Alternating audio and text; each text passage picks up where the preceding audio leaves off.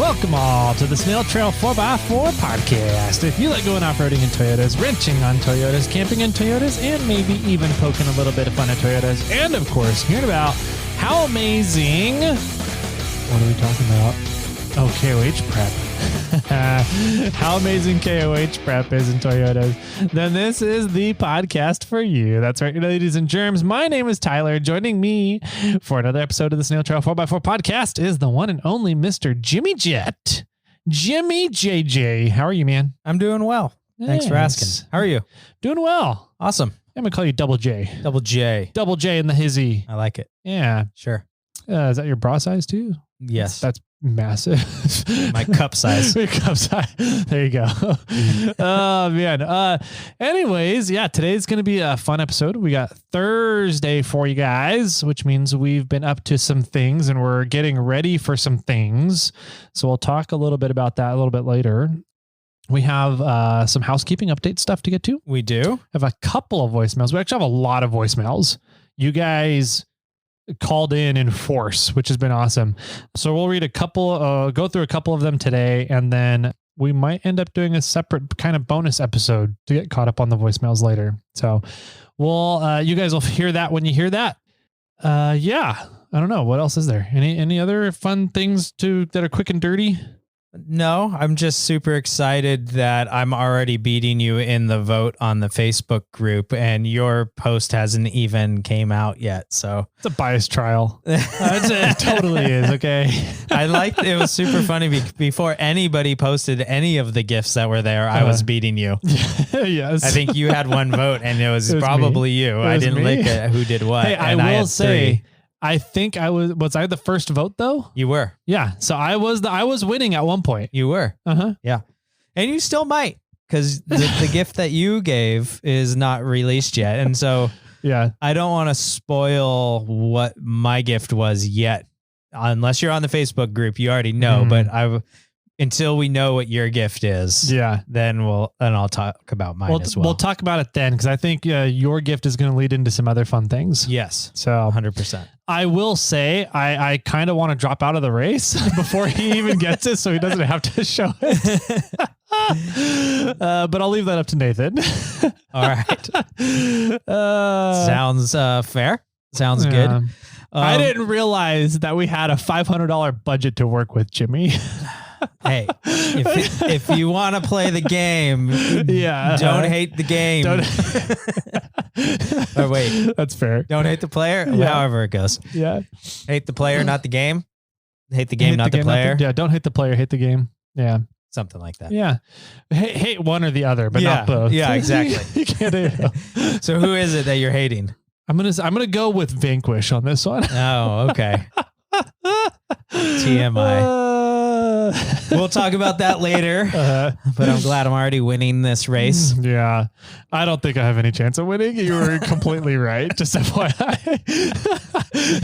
Destroyed. Oh man. Yeah, that was fun. I think my gift is going to get a lot more laughs though. Probably. Yes, it's going to be way more entertaining. Sounds good. I'm looking. I had the opportunity to see it here at the studio today, and I said no. And I said no. Oh, gotcha. I don't want to see it. I want to see it when it's released to everybody else. Yeah. So because you bought two apparently. I did. One of them's here, and I don't. Maybe I've even walked past it. I have no idea. It's possible. And then so I've been waiting. I'm waiting till Nathan posts it, and then I'll see it with everybody else for the first time. Okay. Yeah. Let's see. We have reviews out there, which we'll cover probably in a future episode, but we always love getting reviews from you guys. Mm-hmm. I don't even know what we're at, but we're coming up fairly soon. We'll be hitting that 600 review mark. Mm-hmm. And once we do, we're going to be handing out a swag pack. Mm-hmm. When we get to 650, we're going to hand out a swag pack. When we get to 700, we're going to hand out a swag pack. Oh, yeah. When we get to 750, what are we doing, Tyler? We're handing out a set of tires from Yokohama. Whoop, whoop. Yeah, pretty much anything you want. Pretty cool. Pretty awesome stuff from Yokohama. So under 20-inch rim and DOT approved compound. So it has to be a non-stickies and non-race tires. Correct. Yep. Yeah. Non-slicks. Non-slicks. Yeah. Which is would be fun here in the rain we've been having. Yeah, it would. So that's super exciting. Thank you, Yokohama Tire, for sponsoring the reviews for the up until we get to 750. So that's super rad of you guys. All you guys need to do to get entered is leave a review on Apple iTunes or Apple Podcast or Apple Tunes Podcast, whatever they call Tunes Casting. Tunecast Apple. Yeah. Yeah. Granny Smith or whatever they are. They're Golden Deliciouses. That's what, that or Fuji's. Yeah. One of them. No, that's the... Oh, was Fuji a Macintosh was modeled after Fuji Apple, right? Oh, I have no idea. Apple the Macintosh, the Apple logo, wasn't it after a Fuji? I have no idea. Aren't you an Apple historian? No. Oh, okay. I do like how the little leaf is the same size as the bite taken out of it, though. That's kind of cool. I never noticed that. Yeah. That's my Apple history right there. There you go. Anyways, if you want to get in to win a set of tires, leave us a review and we will pick a random review when we get to 750, but you need to be in the 750. If you're 751, you're out. So get those entries in now. If you can figure out a way to enter more than once, good for you. Yep. I like it. Let's see, we also have a giveaway for the month of January that's almost over. Almost. We have a few more days here. That is from Rollercam. So some pretty cool stuff they got going on. Some really nice cam straps, really reasonably priced too. I actually went and was like pricing out cam straps because there was a couple things I was like, I could use a cam strap here. And I was like, oh yeah, we got roller cams. So I went and looked at them and they're pretty damn good price. You took some out of the bag for this trailer? No, okay. No one needs to know. No one will know. No one will know. Nobody would know. No, they're all still there for everybody. Yeah. But the one that I'm kind of interested in, I want to add to my camping setup before summer, is their new rope rollers. Yeah, those are cool. Yeah, so they use a paracord, and it's essentially like a cam mechanism. Yeah, for paracord. It's like a cam clamp. Yeah, cam clamp. Cam clamp. Nice. So I want to add some of those into my my camping kits when we get closer to summer here. That way, next time I'm out on the Rubicon when it's 60-mile-an-hour winds, I can easily tie the tent down. Yeah, you'll be the only gazelle that hasn't folded in on itself. Exactly. Yeah. Very nice. Those are pretty cool. We have a whole giveaway package. Thank you to Rollercam for donating that for January's giveaway. Lots of good straps in there of all various sizes from, I think it goes down as small as 3 feet up to as high as 50 feet. Yeah, I think there might even be a 2-footer in there. Maybe a 2-footer? Nice. I think you're getting like 2 2-footers, 2 3-footers, 2 6-footers. I think there's a 15 and a 50, and then some of those roller cams.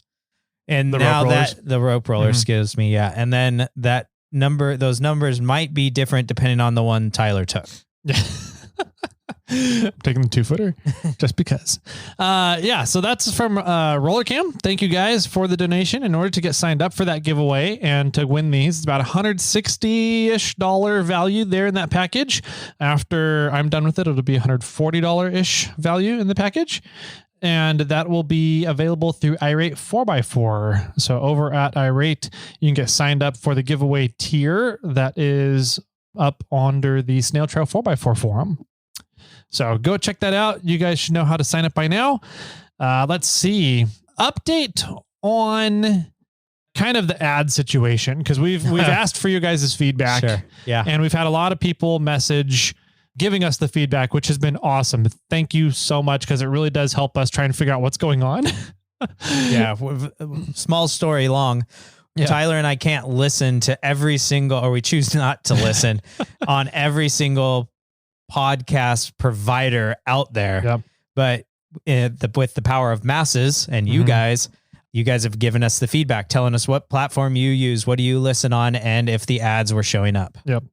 So that we have a course of action now, and just a heads up, we will be giving an update to everybody. You might have to be changing your subscription to the show only for Spotify users. Hopefully only for Spotify users, but we will update you guys as we get more information. Essentially, we need to redo pretty much the entire infrastructure of the show and how it's delivered to everybody out there. So we're hoping nothing really gets messed up too much. And the company that we're talking to has assured us it should go smoothly. But Spotify listeners might end up having 2 Snail Trail 4x4 podcast shows showing up on their feed, and one of them will stop updating. Yes.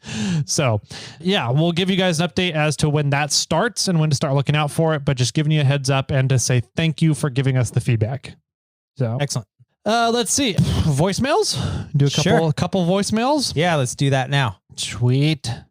All right, so this first voicemail, actually, let's do 2 from the same lovable creature here. Okay. It's from Donnie. Oh, Donald. Sweet. Yeah, let's see. Oh, is he upset that we didn't talk about Rovers as the best vehicle? Possibly. But we didn't mention it as the worst vehicle. So we did not. Oh, we didn't. Yeah. Okay. Maybe that's what he's upset at. Because wasn't he mad that it was never on that worst list? Yeah, that's true.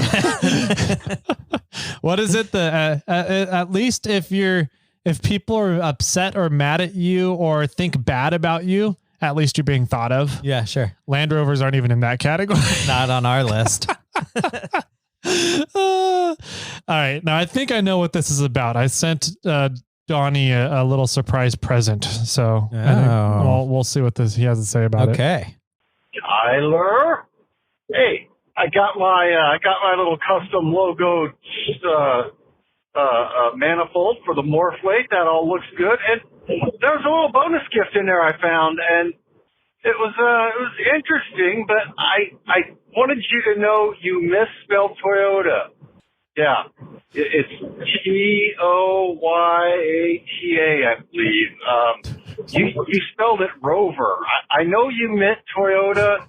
I'm not going to hold that against you. You're young. You're probably still going to school and learning that spelling thing. So, I fixed it, and then, screwed it to the wall. All right. That's all I got for you. We'll see you guys on the trail. Okay. What was that all about? I got the fact. So he ordered a custom manifold for his MORRFlate, which is pretty cool that you guys are doing that now. Yep. So he sent you some design and you apply it to the manifolds and then you send them out to people if they want a custom one. Yeah. So what did he get?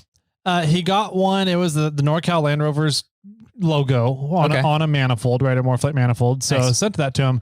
And then I also have these like tiny little wooden rounds. Okay. That like are coasters. like kind of like coaster size. Sure. Really thin. They're half an inch thick. And I lasered into one of them Rovers Suck with the little happy penis. Oh yeah. That we have the laser design for. Yeah. And apparently he got it and took a Sharpie and crossed out Rovers and wrote Toyota on it and then nailed it up to his wall in his shop. Oh, that's funny. Yeah. Wow. Okay. So, sorry, Dawn. Our laser software does not have spell check. Yeah. So there you go. it's unbiased. The laser is an unbiased opinion. I didn't tell it what to do. It did it itself.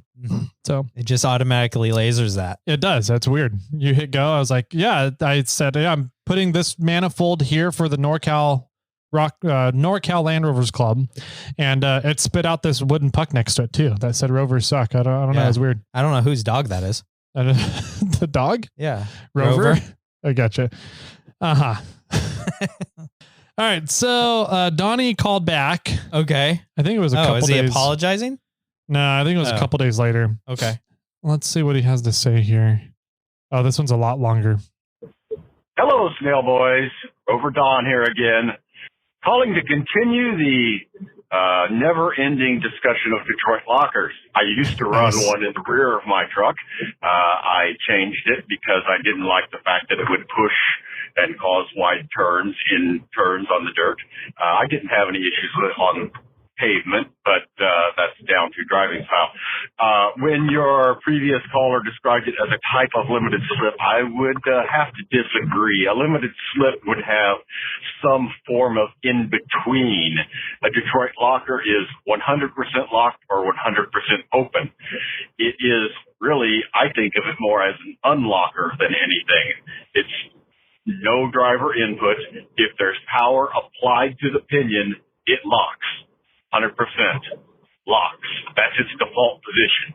It unlocks if there's no power applied to the pinion and there's a differential in axle speed. So going around a corner under no load is open. As soon as you apply power, it will lock. And that's why they can cause some squirreliness on the road occasionally. Another thing you discussed is a lot of people in the traditional truck world like to run those in the front. That works okay if you have a part-time transfer case and disconnecting hubs, as most people do. But some of the Toyota world, I know some of the Cruisers, for example, are full-time four-wheel drive. Of course, us Rover guys, we're full-time four-wheel drive. We would never want to run a Detroit in the front. It would be all kinds of squirreling because we would constantly have power sent to it, and it would lock and unlock under corners and cause the front to steer really weird. So someone like, I believe the 80 series Cruiser is a full-time four-wheel drive under normal conditions, or maybe the 100. I don't know my Toyotas that well, but I know you do have stuff that operates that way as well. So as far as it having clutches, it'd be more, not a clutch in terms of having a friction material. It's closer akin to, say, a sprag clutch. It's really a set of teeth that can be locked or unlocked. But there's no friction material or anything of that nature in there like you would have in a traditional limited slip, the quote, posi track. Or it's a locker, plain and simple. The only thing it can do is be fully locked or fully unlocked. And I'll wait for the next call on that. Keep crawling, Toyota suck, you know all that stuff. We'll talk to you later. Bye.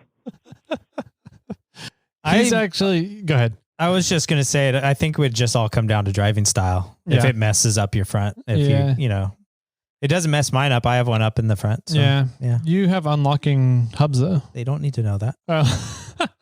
I was gonna say we only talk about older Toyotas, anyways. All those newer Toyota stuff, we're things. Like, whatever. Yeah. No, that's true. Makes the absolute complete sense. You know, we don't like really driving around. Personally, I didn't like driving around with it in the rear. So to drive around with it in the front would be even worse. So if you have all-time four-wheel drive setups, then you definitely can't have it in the front. Something like a Jeep would have the same problem, you know, because they're never really disengaged.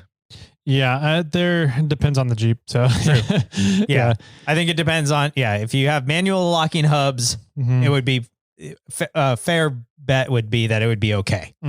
If you have automatic hubs and or your drive shaft's currently spinning and your axle shafts are currently spinning all the time, then it's not a good idea. Yeah, I agree.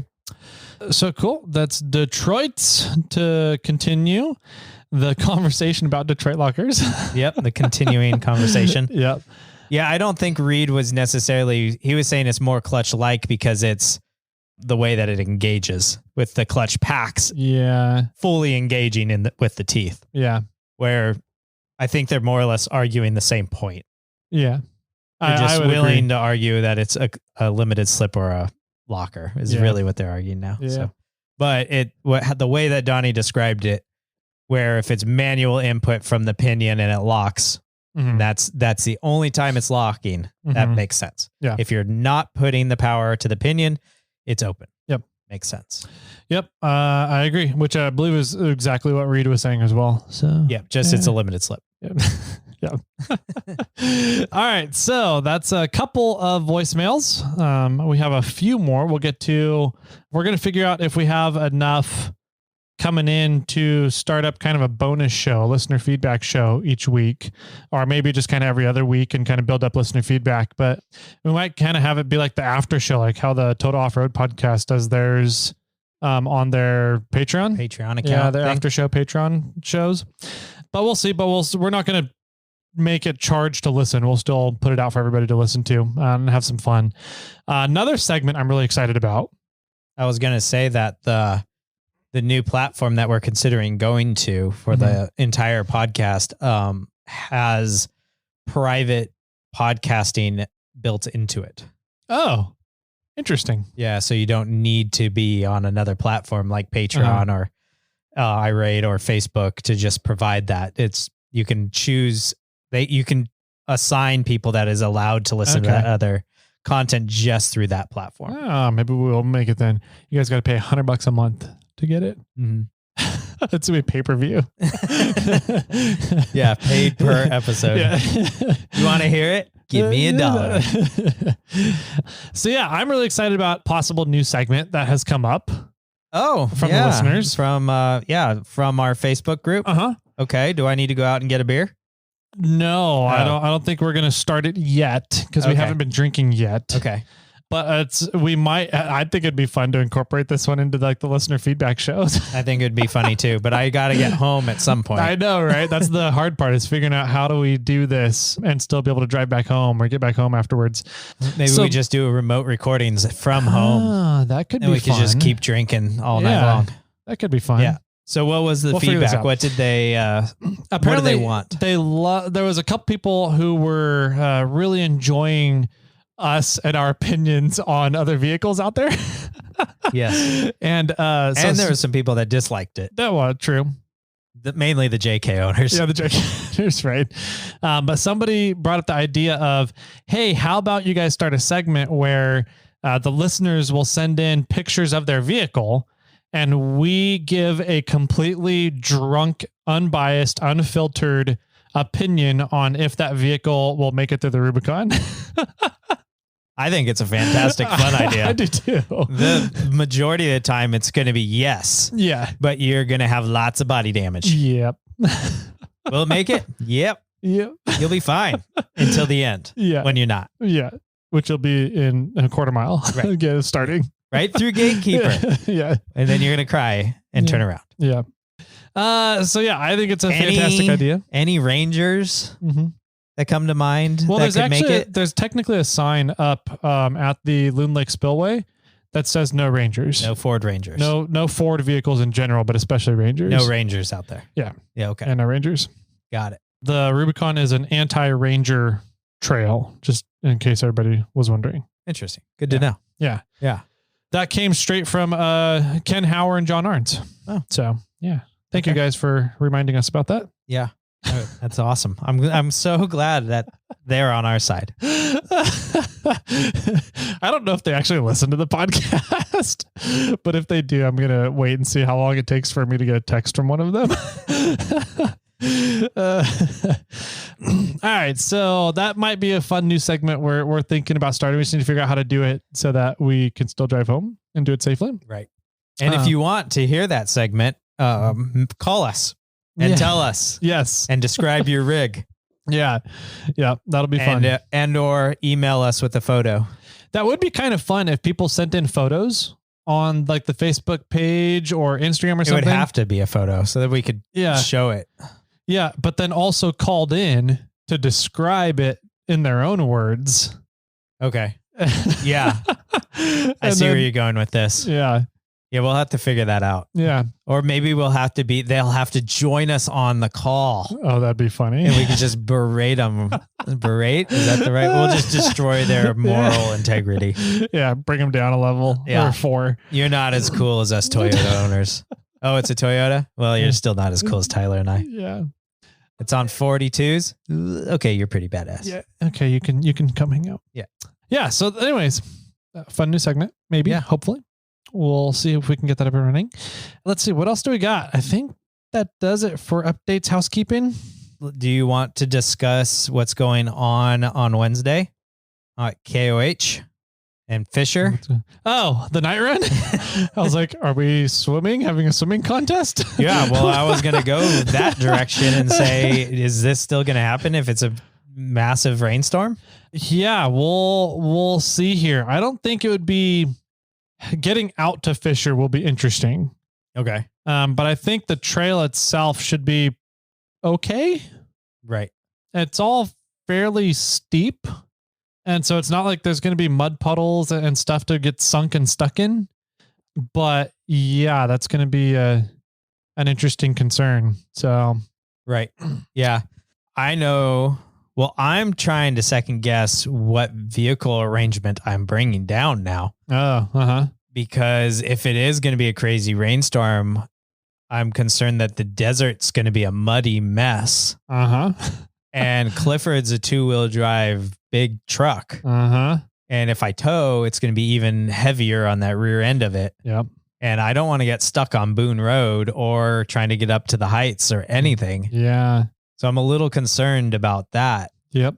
Whereas I could fix the Tacoma and drive it down and have 4-wheel drive, but then I wouldn't be able to do the night run. Yeah. Because you said that my Tacoma can't make it. I mean, it can. Yeah. And then I'll just get some damage. You have to fix it again. Right. Will it make it through the Rubicon? It can. Right. So you advised me that my Tacoma is not qualified to make it up Fisher, which even though it's 4-wheel drive, lifted a little bit. And a rear locker. And it has a rear E-locker. What if I put the Banff rock sliders on? Maybe that'd be up to you. The toughest part of getting up Fisher is the first quarter mile. Okay. It's got a couple of deeper spots to it, bigger rocks that are protruding out of it, and some tight turns. And so that would be my main concern. Got it. Okay. And your undercarriage, because there are some big rocks you kind of have to get over going up that trail at the beginning there. So, but once we get past the first quarter mile, you'd be no problem. It's just getting you that first quarter mile. So, okay. Yeah. So I'm trying to figure out what I'm going to do. I do have a passenger seat. First world problems. Yeah. Do I bring this truck or do I bring that truck? And how's it going to go? Because I know that I think rain is supposed to start on Wednesday. Yeah. And then it's supposed to be raining Wednesday, Thursday, Friday, Saturday, Sunday, Monday, Tuesday. Oh my God. Yeah. Like all week. Yeah. All of the races are going to be rained. It's going to be a very interesting year this year. It will be. Yeah. I'm sure this has happened before, but I don't ever remember it. It hasn't ever happened since I've been going to KOH. Right. I don't even think it's rained. We've had snow. Yeah. But I don't ever remember rain. Yeah. There's some fun videos out on the internet right now of the lake bed. I bet. And the being a lake pool. bed. Yeah. There was a dude so funny. I forget who it was, but he wrote a note on some paper and it said something like, in case of emergency, please send gummies to this address in Hammertown. And if the lake is still here after 3 days, please send more beer. And he rolled it up and put it in an empty water bottle and chucked it out of his RV door and it starts floating away in the water. So he's littering. He's littering in the middle of the lake bed. I'm hoping somebody picks that bottle up and finds it funny and keeps it though. Yeah. But yeah, there's a lake bed on Johnson Valley. There's a lake bed. There's a lake in the lake bed now. There's a lake in the lake bed where all Hammertown is. Yes, Hammertown is underwater. Oh gosh. Yeah. Good thing we live in the heights. Yep. Well, the Dave Cole apparently put out a message that said, "Don't go to the heights. Don't even go to the heights. Yeah. Like their water is starting to get up to the heights right now." Oh my gosh. Yeah, he said, "Come up to the ranch." Yeah. So don't even go down into the lake bed. Don't go to the heights. Don't do anything. Just come to the ranch. That's his property. Yeah. Wow. So at least for a few days. Like vendors have gotten emails to stay away right now. Oh geez. Yeah. So that's how interesting it is right down there at the moment. Yeah. It's going to be an interesting year. Yeah. Some of our friends are already down there. Some are on their way. So I was messaging with Senor Verde and he says it's pretty crazy. Oh, he's down there already? I believe he is. Oh, wow. Okay. I think so. If not, it might be a little early for him.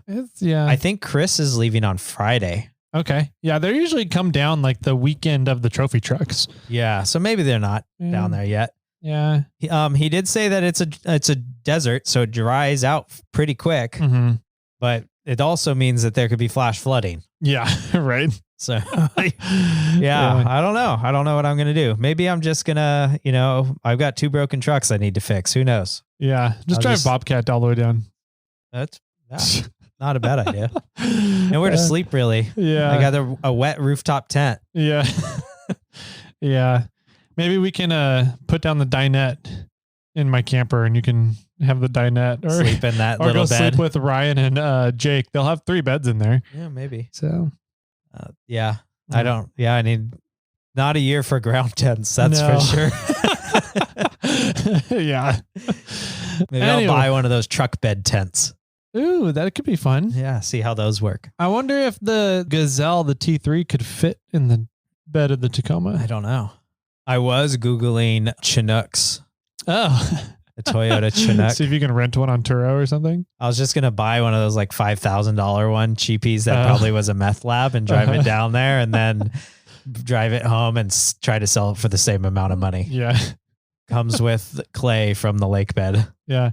Go get a 4x4 rental van, like a Toyota minivan with 4x4. Yeah. Or one of those. Yeah. Just one of those 15 passenger vans. Ford 4x4. Yeah. The Econoline 4x4s. Yeah. Just take out all the seats here at the house and then just drive it with like completely empty down there and just sleep in that thing. Mm-hmm. Yeah. Not a half bad idea. That's what Hussman's planning on doing for his tow rig. A van? Yeah. Oh. Like an Econoline or something like that has a 10,000 pound towing capacity, and he can use that as his Lance camper too. Mm. I like it. So Hammers, that's a Hammer update. Yeah. It's going to be interesting. That's going to be crazy. So please, this is to everybody in the off-road community that's heading down to Hammers this year. Please, please, please be very conscious of what we end up posting on social media. I don't think we necessarily want KOH to turn into the media frenzy that Burning Man was. Oh yeah. That would be bad. That would be extremely bad. We're already, I don't want to say we're out because I don't know what's really going on in the back end, but I would say we're already walking the line. I think we're already walking the line with BLM at Johnson Valley with KOH and everything. So, and the public, that much, 100,000 people being down in that valley. Just please be very conscious of what you do and how we handle the storm down at KOH and what we're posting on social media afterwards. Yep, I agree. All right. Okay. KOH prep. Sure. What are you doing to get ready?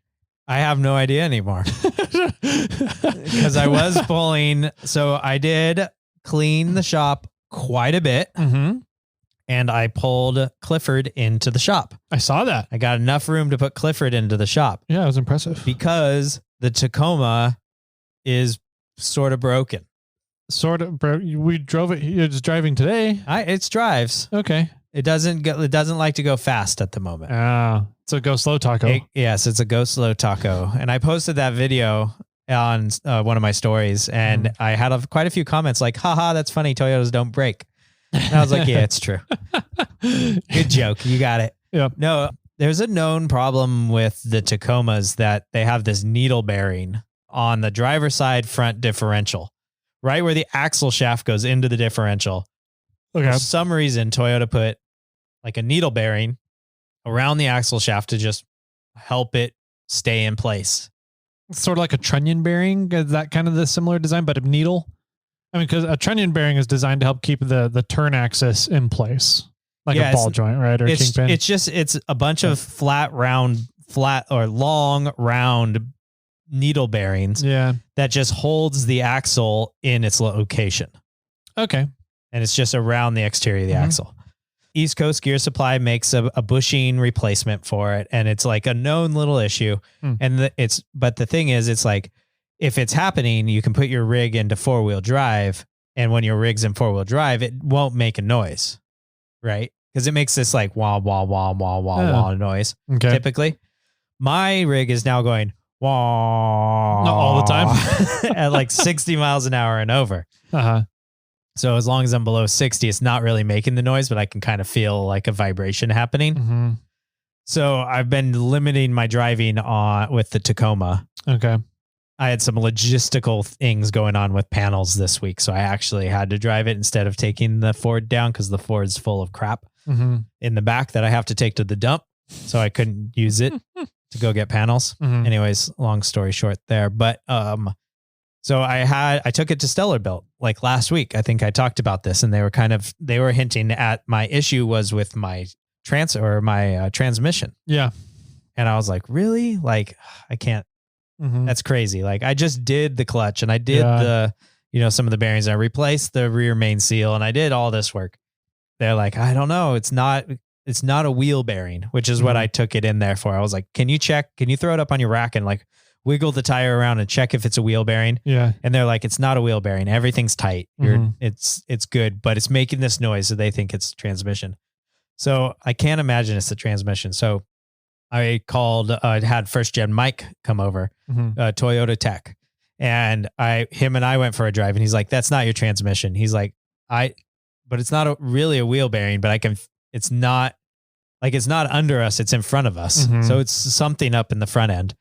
And so we go back to the house and we just crawl underneath and he just like wiggles the axle shaft in the differential. So we're like, okay, there we go. The needle bearing's like blown up probably. Yeah. And the axle shaft, the harmonic noise that I'm getting is just that axle shaft sort of wiggling around as I drive. So now the question is, am I ruining the axle shaft or is it bad already because of the needle bearing having a problem? But I have got to replace that if I'm going to take the Tacoma down to Hammers or if I'm going to drive the Tacoma at all. I should be replacing that soon. But I also, if I'm going to go through the process of replacing the stuff on the Tacoma, I'm going to drive the Ford around on a daily for a day or so. And the Ford's a pain in the butt because the passenger door doesn't work because the guy got in that accident. So I got a fender, I got the front valance, I got a headlight stuff. So I need to fix that. So my goal was to fix the Ford. One, because need to fix the Tacoma. Two, because I was planning on taking the Ford down to King of the Hammers. Yeah. And I would like to have a side door that opens. So now I'm really in this, what the hell am I going to take down to King of the Hammers? Just four-wheel drive swap the Ford. Yeah. I could do that too. Yeah. Who knows? Maybe I will take just Bobcat. I don't know. I'll just sleep in Bobcat's cab for a few days. But yeah, so I'm trying to figure out, okay, well, if it's going to be a nasty, muddy mess, do I take the Tacoma because it has four-wheel drive and it might be able to get me out? Or do I take Clifford and hope that it's not as bad as I think it's going to be? Yeah. And if I bring Clifford, I can bring Bobcat. I mean, if it was just the rain that happened the past couple of days and we had a week for the lake bed and the valley to dry out, I'd be like, yeah, I think you'll be fine taking Clifford. Yeah. If it does get stuck or anything, we can unload Bobcat and, pull. We've got plenty of people out there. Yeah. We can probably pull it out with Bobcat. Yeah. We can get Clifford loose if he gets stuck. But if it's going to be raining for 4 days straight while we're down there and during the day we're supposed to be leaving. Yeah. That could be interesting. Yeah. Yeah. I wonder if you could park out on... I've thought about that too. Highway 247. Yeah, just park at Barstow. Yeah, and drive Bobcat in from there. Drive Bobcat in from there. You could park at Cafe 247. Probably. They have that big old dirt parking lot there. Just Pam. Yeah. Walk in and be like, I'm going to buy a breakfast burrito for every day that I can leave my truck here, okay? Yeah. Yeah. I don't know. I'm not sure what I'm going to do yet. I also was planning on leaving on Thursday before the race. Yeah. So you're only going to have a day and a half of rain. Right. Not 4 days. And hopefully I'm out before the mass exodus and the road gets truly demolished. Yeah. Yeah. So my prep is really up in the air and trying to figure out what's going on. But yeah, so after finding out that the Tacoma is in sort of sore shape and and I need to fix Clifford, I'm not sure which one. I'm going to fix one of them before I leave. And whichever one I end up fixing is the one I'm taking down to King of the Hammers. Yeah. And I need to make that decision. Yeah. Otherwise, I was planning on taking Clifford and sleeping in the back of Clifford because I got a camper shell, which isn't 100% waterproof. No, but it's going to be majority dry for the first few days while I'm there. And, just sleeping in the back of Clifford under the camper shell and move, have a fridge. And I was going to really bare bones trip this time. But if I take the Tacoma, then I got to do the rooftop tent. And now the rooftop tent isn't really that waterproof anymore after the last trip we've learned. but I have spoken to Ian from Wheel Every Weekend, and he has sent me a link to the waterproofing stuff that he uses. And he was like, soak it in this waterproof stuff. I'm like, you want me to remove the tent from the base and like put it in a bathtub full of this waterproof stuff? He's like, no, just spray it so it soaks. Okay. And I was like, okay, I can do that. Yeah. So yeah, if I take the Tacoma, then I also have to do the rooftop tent. Yeah. And that's really the extent of my prep. Okay. That's not terrible. Yeah. So it's either fix Clifford and then pack, or fix the Tacoma and patch and waterproof the rooftop tent. Yeah. And pack. And that's really about it. I think. That's not bad. No. Yeah. I'm pretty ready to go camping almost at any moment. So yeah. Let's go camping right now. Yeah, I'm down. All right, sweet. Let's do it. Let me go back to the house and grab my totes and I'm in. Perfect. Speaking of totes, I've had a few people reach out to me saying that they've been to Home Depot and they have seen the Husky clear lid totes. Oh. And I've had people reach out and say that they also make clear bases. Nice. Yes. So cool. I'm going to probably pick some of those up. Nice. I'll probably pick one of each up. A clear base and a clear lid and a non-clear base and non-clear lid, and then swap the lids. Okay. So then I have a base that has a regular lid and a regular base that has a clear lid. Yeah. And then that's how I can differentiate between the totes of what's in what. Yeah. And I can see into both of them one way or the other. So that's something I've been thinking about. And lifetime warranty on them. Yeah, that's pretty nice. That's fantastic because I've driven over them on accident at times. Like Jason drove over my barbecue. They don't hold Bobcat up, let me tell you. Yeah. Yeah, man. I need to go and pick up some of those totes for repeaters. Ooh, I got to really make sure stuff is watertight. Yeah, I was just thinking about that. I was like, you got to get ready to make some waterproof tight repeater stuff. Yeah. Add that to your list. Oh, well, I get those totes are great for that. Then they just don't have ventilation if I make it watertight. That's the problem. I wonder if you can make the ventilate, like pop like 1/4-inch holes underneath in the black underneath the lip. Yeah. So it can, the only way water would get in is when the tote is floating away down the river. Right. Floating down Fisher Mountain. Yeah. Yeah. That's a good call. I'll have to. You just punch all these holes all the way around the whole entire thing. Yeah. I'll probably do that. So I need to figure out what tote fits the repeater the best. So I need 3 totes and then a tote for the batteries. So I need 4 totes. All right. Write that down on your list. Yep. On your phone. What was that? Oh, my key fell in my pocket, hit the cup. I was like, my cup didn't fall over. What happened? Yeah. So I still need to do that. Let's see what other stuff I need to do. We need to finish the enclosed trailer. Yeah. How's that going? Pretty good. The interior is built out. Cool. It's all Raptor lined on the bottom, and then painted with white latex, on the walls and the shelves. Does it smell? Not anymore. It's been aired out. Okay, cool. Yeah. And so we got that done. The drive over fenders are pretty much done. Will staying in there? Nobody. Okay, good. Yeah, that'll be in the booth. You can stay in there in the booth in Hammertown. Or you can go bunk with Johnny. Johnny will be in Verde's trailer. Verde's trailer? Yeah. I know, but Verde's also converting his trailer to a bar. Oh. So I don't know how much sleep's going to happen in that trailer. That's funny. Behind the bar, there's Johnny. He's sleeping. Yeah. And now there's Johnny and Jimmy sleeping. Yeah, behind the bar. I don't know how much sleep I would get in there. I'd be like, all right, where's that Johnny Walker or whatever? Yeah. The Michter's or the Frey Ranch or whatever he's got, or the Old Elk or whatever they're drinking nowadays. Yeah. So the enclosed trailer has all that done. We've got the solar panel fitted up on top. So, and the bulkhead for the wiring for the solar panel is done. So we just need to essentially now run all the wiring. We have the switch panel inside set up and mounted. We have a 110 power strip set up and mounted, and a separate 12-volt splitter mounted. We just need to run the wiring from the solar panel to the battery pack. And then I'm waiting for a couple of connectors to finish up the wiring. So the switch panel and the other stuff, the 12-volt splitter can plug into the battery pack. Okay. Yeah. Nice. Yeah. So that's almost done. Almost done. Cool. And then lighting inside too is going to get all new LED strip lighting throughout the whole thing. Perfect. So it'll be nice and will bright. it be dimmable?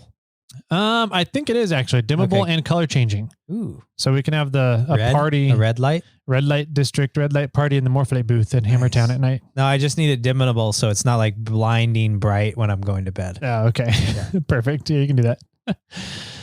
So we got the enclosed trailer. I added solar to the top of the Lance. I saw that. Mm-hmm. Yeah. So I now have about 350 watts. Wow. Of solar. That's a lot. Up on top of the Lance camper, which is going to be fantastic. The batteries are already a lot happier. I bet. Yeah. Even here in the shop where it's parked? It's just in here for the day, but yeah, because I need to finish setting up the weight distribution hitch, which I didn't get to do yesterday. So yeah, the solar got put on the camper. So that ended up really well. It's need to clean up and kind of secure the wiring down to the top. And then let's see, what else did I do? I put my most important accessory back on the 4Runner. The siren. Yes, sir. So the siren is wired back up and working. I forgot how loud that thing is. Oh my gosh. I was standing right in front of it when I went to test it and make sure it was working. And I was like, I can't hear anything now. My ears hurt a lot. What? Yeah. You know that wah, wah, wah noise your axle is making? Yeah. My head makes that noise apparently. So I got the siren back on, and I think I don't think I'm going to have time to put the parking brakes on it before Hammers. You got a lot of other more important priorities. Mm-hmm. Yeah. Yeah. So yeah, this is going to be a fun year. We're doing a bunch of activations and partnerships with Optima Batteries. Oh, is that official? Uh-huh. Okay. Yep.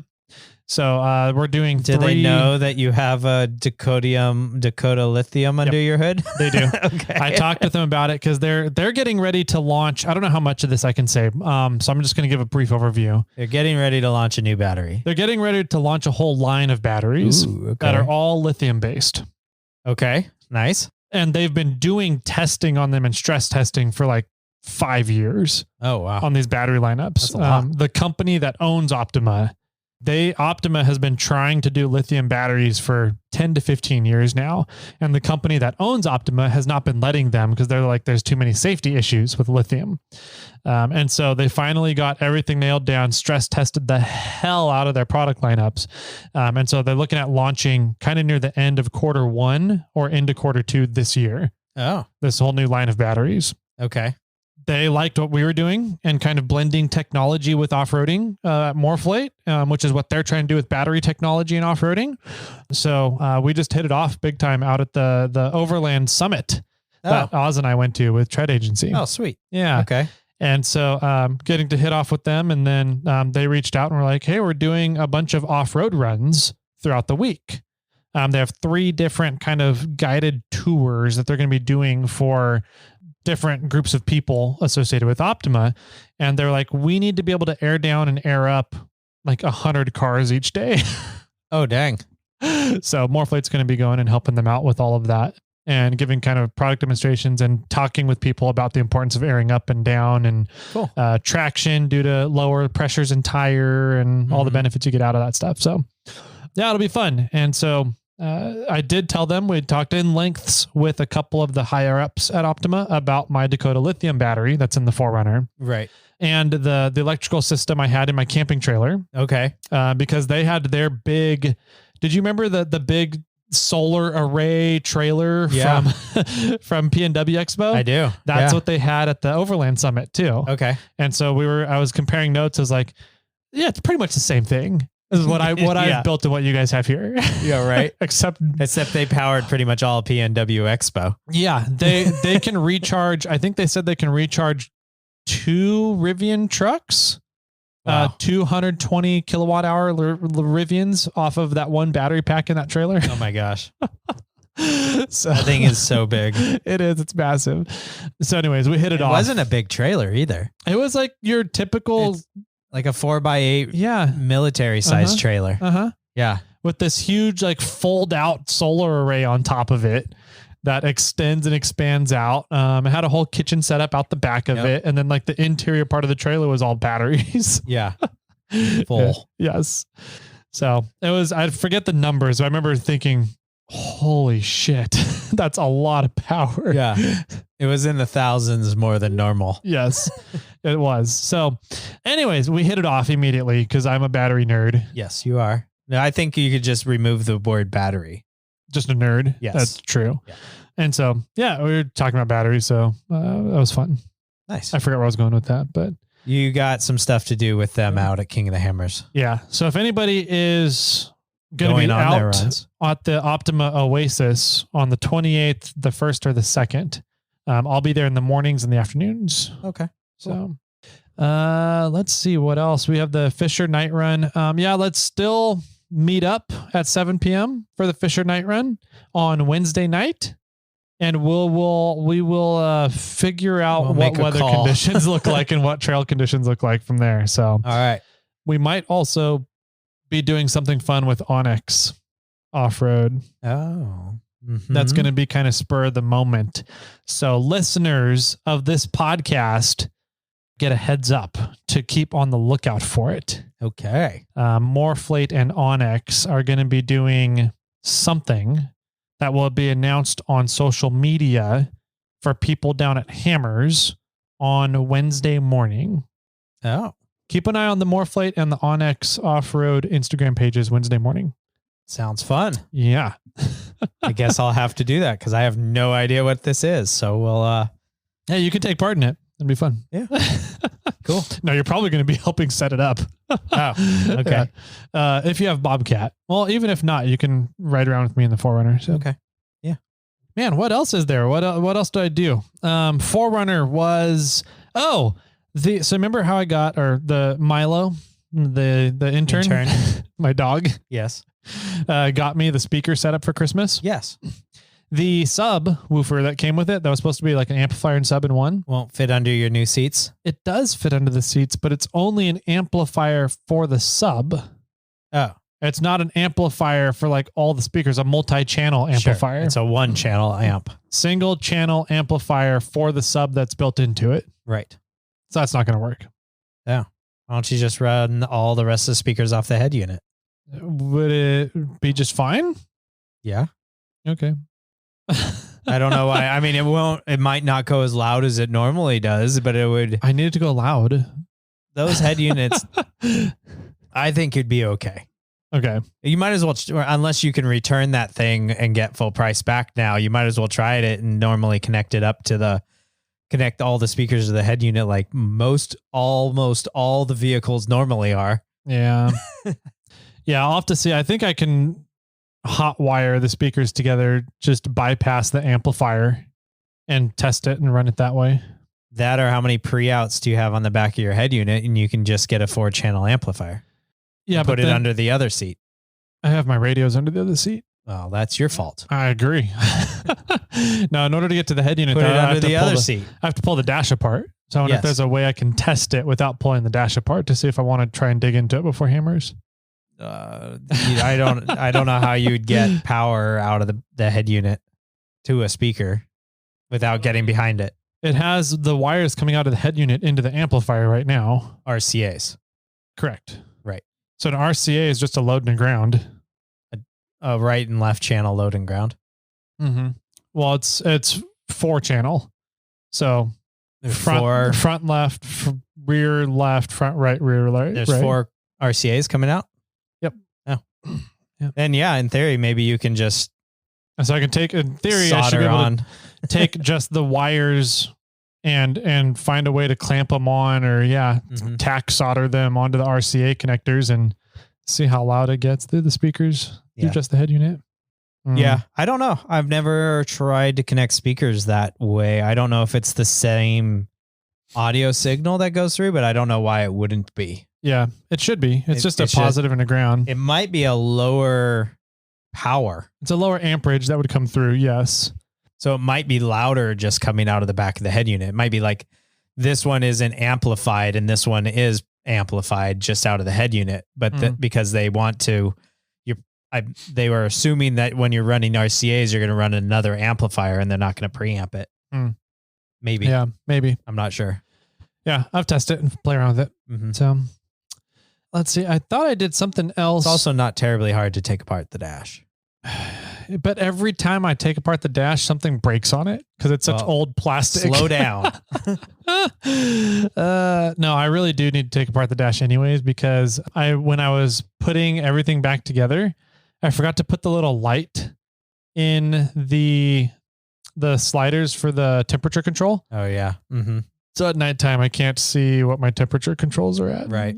You don't get that little green glow. No, Aww. I don't. Yeah. I kind of have to feel and pretend like I'm blind. Right.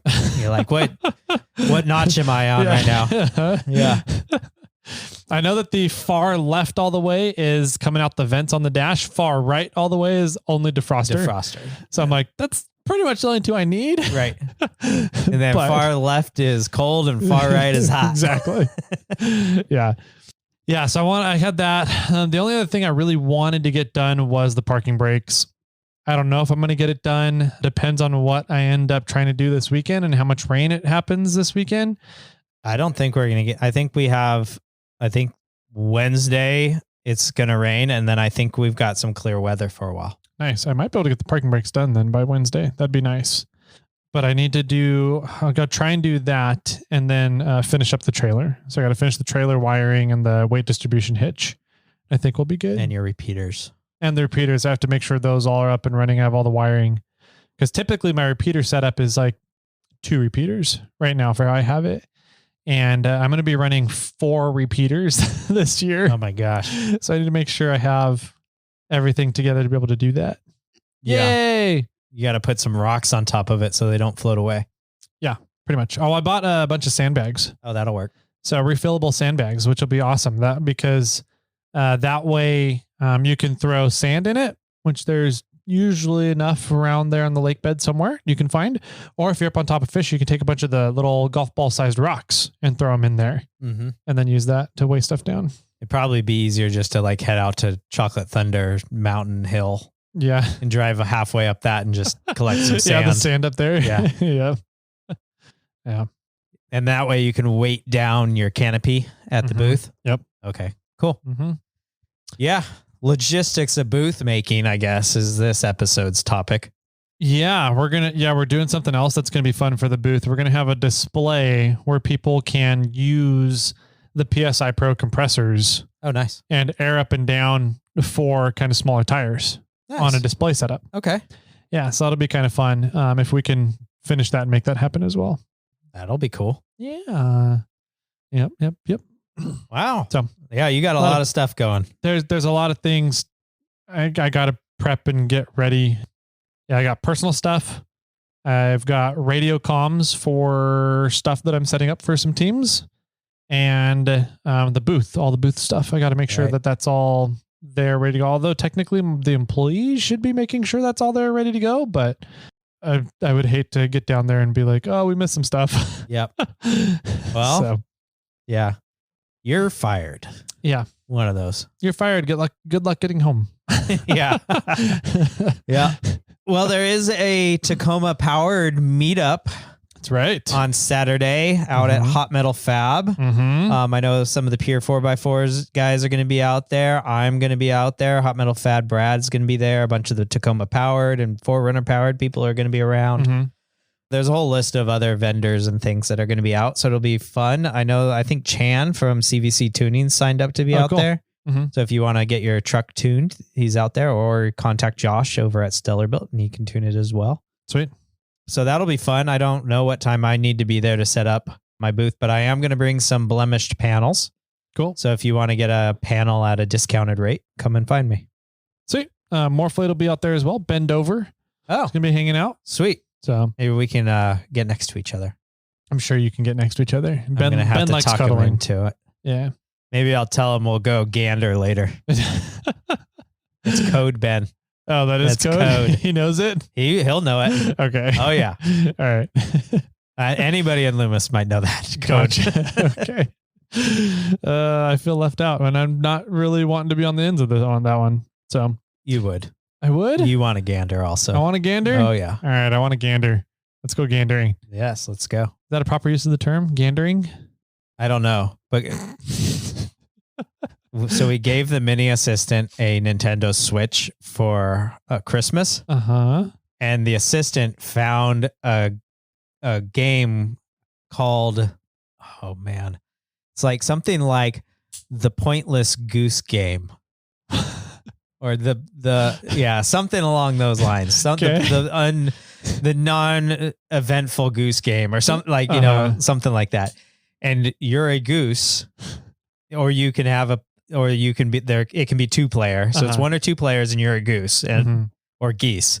Right. And they have a handwritten list of things that you have to do as a goose. And it's all these things where it's like, make the boy lose his glasses, or throw the farmer's rake in the pond, and all these stupid fun things. And the mini assistant loves this game. She just runs around and honks at people and all this stupid stuff. But I should start doing that in real life yet. No. IRL, as the gamers would call it. No, not. She hasn't IRL honked me yet, but probably not far off. But yeah, speaking about the gander, the Pointless Goose game on the Nintendo Switch is pretty funny. It's like an Australian made game. Mm-hmm. I guess it's kind of cool. There's a whole section of this. Australians would make something like that. There's a whole section of Switch for like unlicensed games. Okay. And almost anybody can kind of make a game. I'm sure it has to go through some approval process of Nintendo to get onto their platform, but you can invent a game and get it approved and it'll go onto this unlicensed game section and people can download it and play it. Interesting. And this one was on it's like Etsy for games on Nintendo. On Nintendo, yeah. Yeah. Interesting. Approved video, like fairly basic video game. So this one's pretty good. It's pretty funny. They beat it, and I don't want to spoil it, but one of the last hell, I'll spoil it because I don't know how many of you guys are going to play it. One of the last tasks is to get a bell. Okay. Just this golden bell. And then you have to get the bell, and then you have to run all the way back through town to like where you started and to drop the bell back off. And it's hard because if you move too fast, then the bell rings and people will come out and try to steal the bell back from you.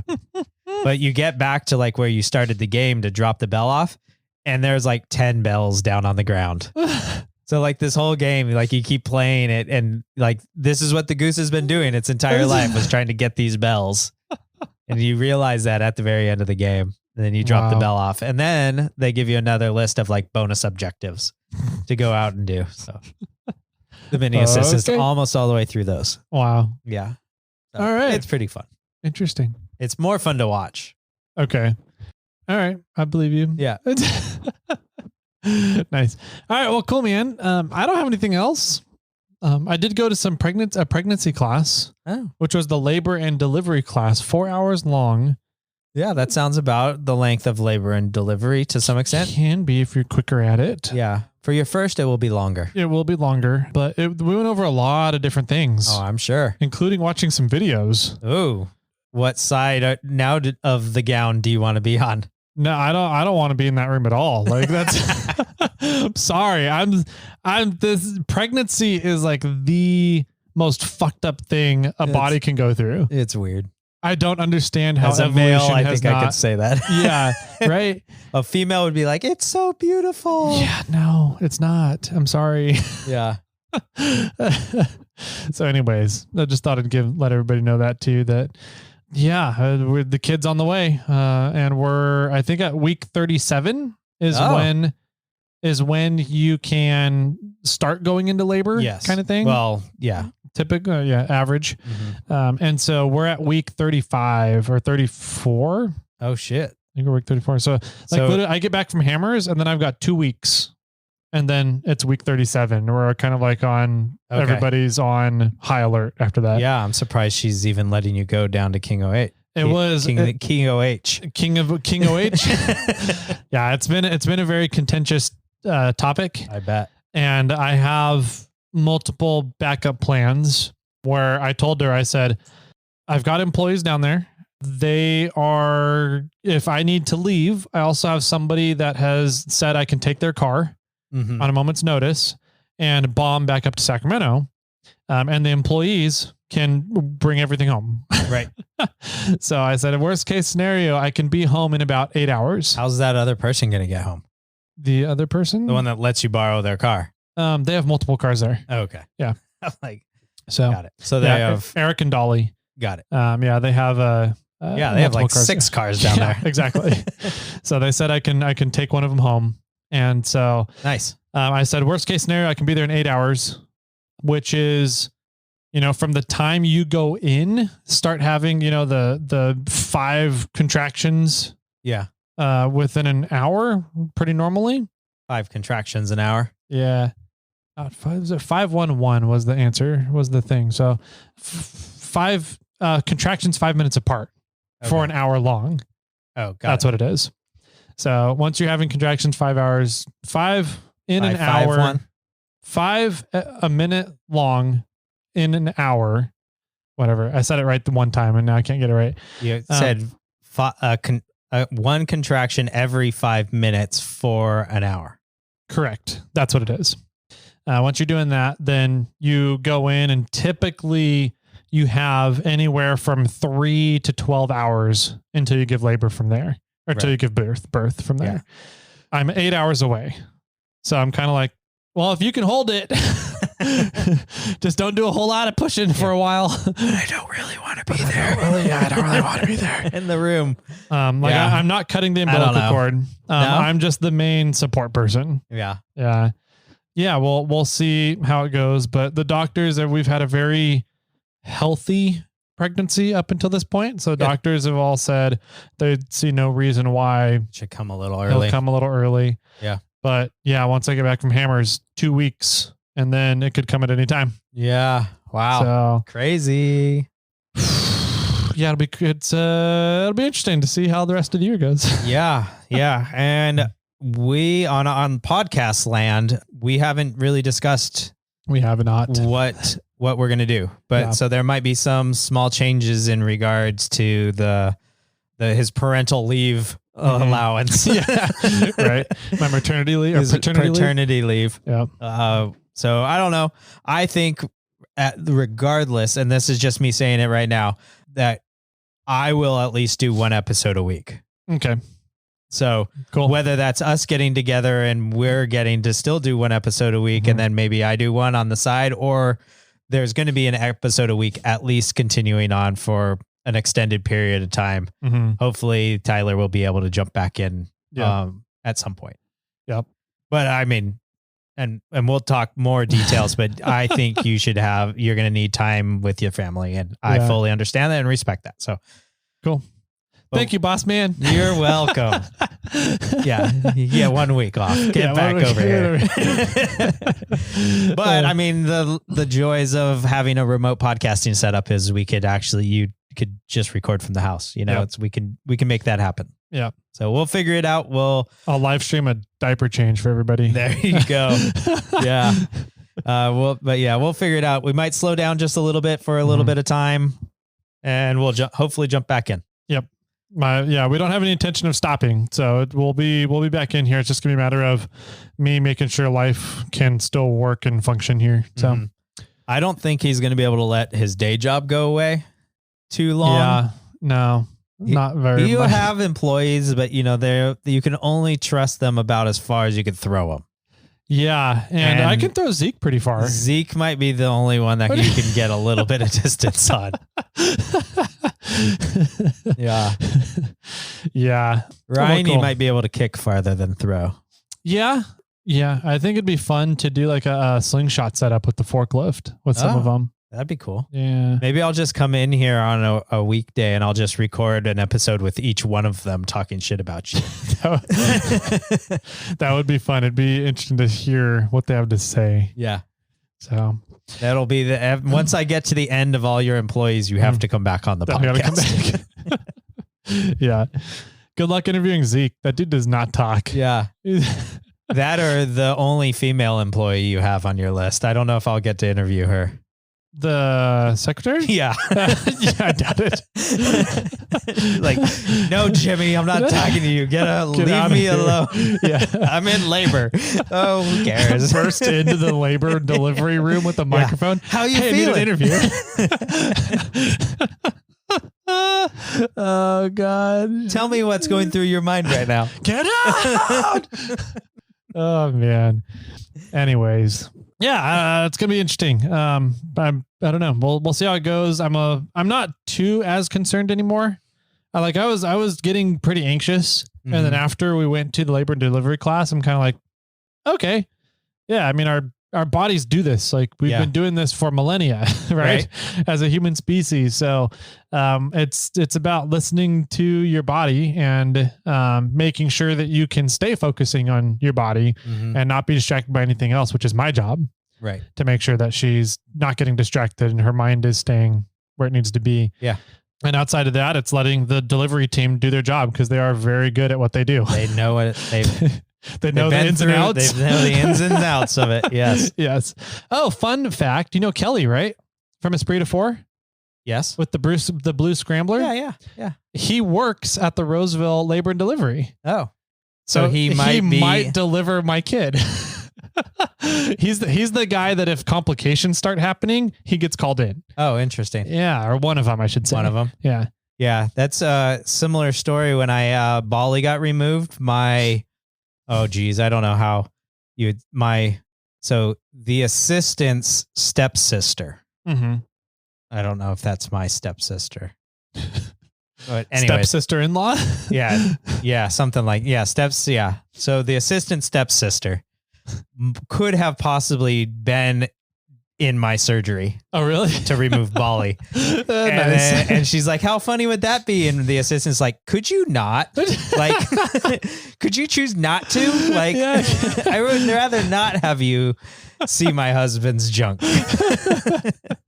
That's funny. And she's like, what? It's like, I'm I see very him all the time. No, well, yeah, Well, that. yours, And she's like, no, I'm a professional. She's like, that doesn't matter. Your family.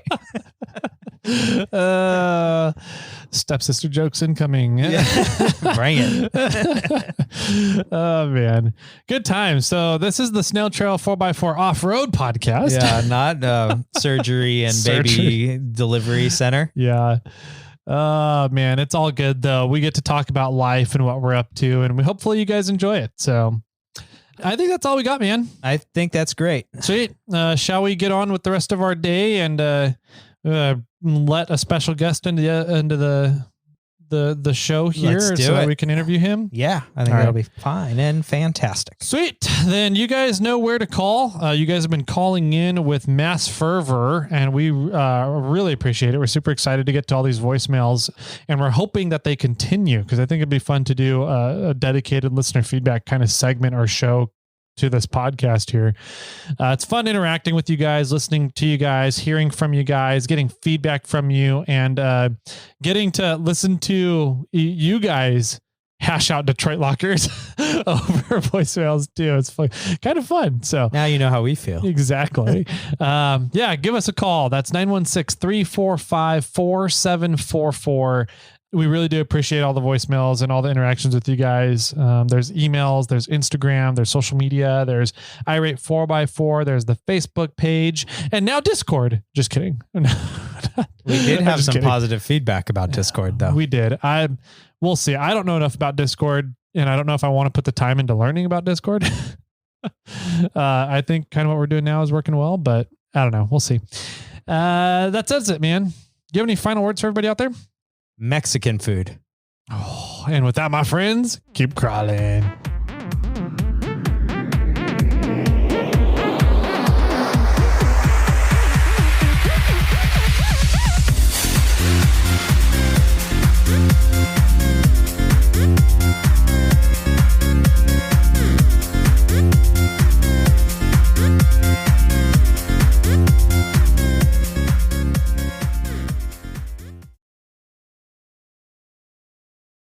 I got one for you.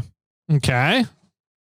A person, excuse me, a person. Is that like a Persian person? It's a Persian person with amnesia walks into a bar And they go Ouch. up to a beautiful woman and say, Oh. do I come here often?